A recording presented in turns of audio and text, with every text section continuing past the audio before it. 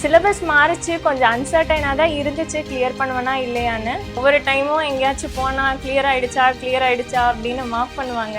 Counselling வரைக்கும் போயிடுச்சு. Like previous day வந்து வேகன்சிஸ் ஃபில் ஆகிடுச்சு அப்படின்னு சொல்லி மெசேஜ் வந்துச்சு. கூட படித்த ஃப்ரெண்டு ஒரு பொண்ணு கிளியர் ஆனா அப்போ வந்து இருந்துச்சு, நம்ம ஃப்ரெண்டு ஒருத்தி கிளியர் ஆகிட்டா, எனக்கும் கிடைக்கணும்னு ஒரு ஏக்கம் கண்டிப்பாக இருக்க தான் செஞ்சுது.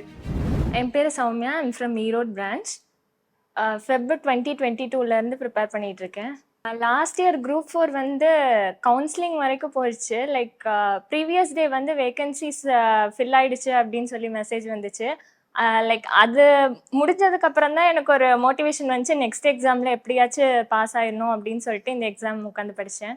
ஃபைனலி கிளியர் ஆகிடுச்சு. ஓவரால் ரேங்க் வந்து 2180, கம்யூனல் ரேங்க் 204. பண்ணுறதுக்கு கைடன்ஸ் என்னென்னா, நம்மளுக்கு இப்போது ஒரு ஃபெயிலியர் வந்துச்சு அப்படின்னா நம்ம அதில் ஃபெட்டப் ஆகாமல் உட்காந்து கன்சிஸ்டண்ட்டாக படிச்சுட்டு இருந்தால் கண்டிப்பாக ஒரு பாயிண்டில் நம்மளுக்கு சக்ஸஸ் கிடைக்கும்.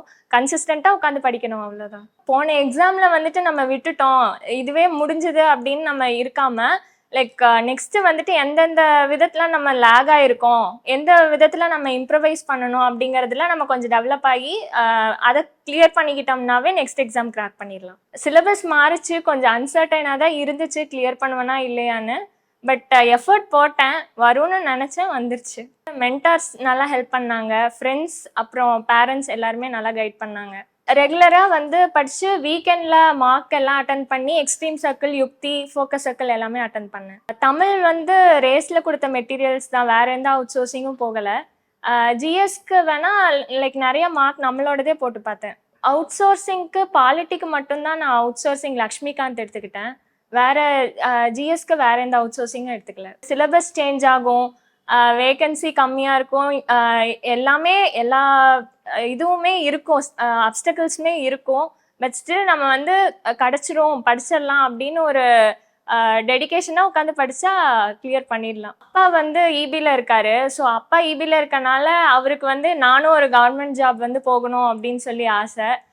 வீட்டில் எனக்கு வந்து அப்பா, அம்மா, பாட்டி எல்லாருமே சப்போர்ட் பண்ணாங்க. அவங்களோட சப்போர்ட் இருந்தனால தான் என்னால் இவ்வளோ தூரம் வர முடிஞ்சுது. ஜாயின் பண்ணுறதுக்கு முன்னாடி இது வேணான்னு நிறைய பேர் சொன்னாங்க. ஸோ அது வந்து அவங்க சொன்னதை எல்லாத்தையும் வந்து நம்ம பிரேக் பண்ணணும் அப்படிங்கிற ஒரு தாட் இருந்துச்சு. ஸோ இதுலேருந்து ஜெயிக்காமல் வெளியே போகக்கூடாது அப்படிங்கிற ஒரு தாட் இருந்துச்சு. அவமானப்படுத்துறதுன்னா ஆஸ் யூஷுவல் ரிலேட்டிவ்ஸ் தான். ஒவ்வொரு டைமும் எங்கேயாச்சும் போனால் கிளியர் ஆகிடுச்சா அப்படின்னு மார்க் பண்ணுவாங்க. ஸோ அவங்க பண்ணுறதெல்லாம் நம்ம ஒரு ஸ்டெப்பிங் ஸ்டோனாக எடுத்துக்கிட்டு படித்து வேலை வாங்குறது தான் நம்மளுக்கு அல்டிமேட் கோலாக இருக்கணும். ஐ வாஸ் க்ரையிங், என்னால் முடியல. போன தடவை வந்து விட்டாச்சு அப்படிங்கிறது இந்த தடவை வந்து கிடச்சிது, இந்த தடவை பிடிச்சிட்டோம் அப்படிங்கிற ஒரு சரியல் இருந்துச்சு கண்டிப்பாக. அப்பா அம்மா கிட்ட தான் சொன்னேன், அவங்க ரொம்ப ஹாப்பி கிடச்சிருச்சு அப்படின்னு சொல்லிட்டு.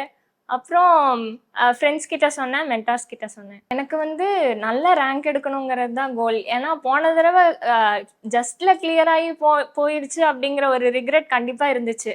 அதனால் இந்த தடவை ரேங்கிங் நல்லா வாங்கணும் அப்படிங்கிற ஒரு தாட் கண்டிப்பாக இருக்க தான் செஞ்சுது. கூட படித்த ஃப்ரெண்டு ஒரு பொண்ணு லாஸ்ட் மந்த்து சிவிலில் வந்து கிளியர் ஆனா அப்போ வந்து இருந்துச்சு, நம்ம ஃப்ரெண்டு ஒருத்தி கிளியர் ஆகிட்டா, நம்மளுக்கும் கிளியர் ஆகணும், அவளுக்கு கிடைச்சது ஒரு ஹாப்பி இருந்துச்சு. ஆனால் எனக்கும் கிடைக்கணும்னு ஒரு ஏக்கம் கண்டிப்பாக இருக்க தான் செஞ்சுது. அது இந்த டைம் கிளியர் ஆகிடுச்சு. ஈரோடு வராண்டா ரேஸ் வந்து இந்த time material was very comprehensive, சூப்பராக இருந்துச்சு. அதே மாதிரி மெட்டீரியல் இருந்ததும் இல்லாமல் ஷெட்யூல் கரெக்டாக கொண்டு போனது எல்லாமே Purushothaman sir, Shanmugapriya ma'am, Sangeetha ma'am எல்லாமே வந்து நல்லா ஹெல்ப் பண்ணாங்க. லேப் நான் பெருசாக யூஸ் பண்ணதில்லை, லைப்ரரி அண்ட் அங்கே ப்ராக்டிஸ் ஹால்லாம் யூஸ் பண்ணியிருக்கேன்.